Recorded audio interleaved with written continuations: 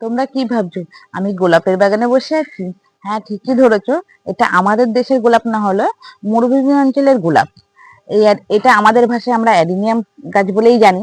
দেখো সেই অ্যাডিনিয়াম গাছে কত সুন্দর ফুল ফুটেছে, আর মরুভূমি অঞ্চলে কিন্তু এটা সবাই গোলাপই বলে বেশিরভাগ। দেখো পুরো গোলাপ ফুলের মতন হয়েছে। এই তোমাদেরকে ফুলটাকে দেখো, কত সুন্দর একটা থোকো একটা অ্যাডিনিয়াম, পুরো পিঙ্ক কালারের হয়েছে, দারুণ লাগছে। আর এইটা দেখো, এটা তো মনে হচ্ছে আমাদের লাল একদম গোলাপ যেরকম হয়, খুব সুন্দর থোকো আর পুরো লাল কালারের হয়েছে।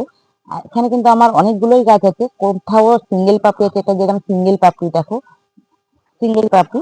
এটা আবার লাল আছে, দেখো এটা আবার থোকো। আর এটার মধ্যে আবার লালের মধ্যে পাপড়ি আছে। একই গাছে যেহেতু গ্যাপটিং গাছ, তাই দু রকম কালার আছে এখানে। অ্যাডিনিয়াম গাছ এমনই একটা গাছ, এটা বালি আর কাকর নুড়ি পাথর দিয়ে আমি গাছটাকে বসিয়েছি, কোনো কেয়ারিং নেই। জল খুব কম পছন্দ করে গাছটাই। আর যেহেতু আমি নামিয়ে নিয়েছি আজকে, এগুলো ঘাস পাতা হয়ে গেছে গোড়াতে, তাই আমি একটু পরিষ্কার করে দেবো। আর অ্যাডিনিয়াম গাছের সব থেকে দেখতে ভালো লাগে কিন্তু কটেজ গুলো, গোড়াটা।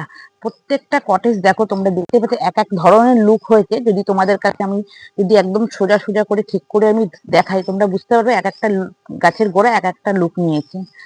তো আমার অ্যাডিনিয়ামের ভিডিও তোমাদের কেমন লাগছে? যদি ভালো লাগে থাকে একটা লাইক একটা কমেন্ট। দেখাবে পরের ভিডিওতে। আজ এই পর্যন্ত। টাটা।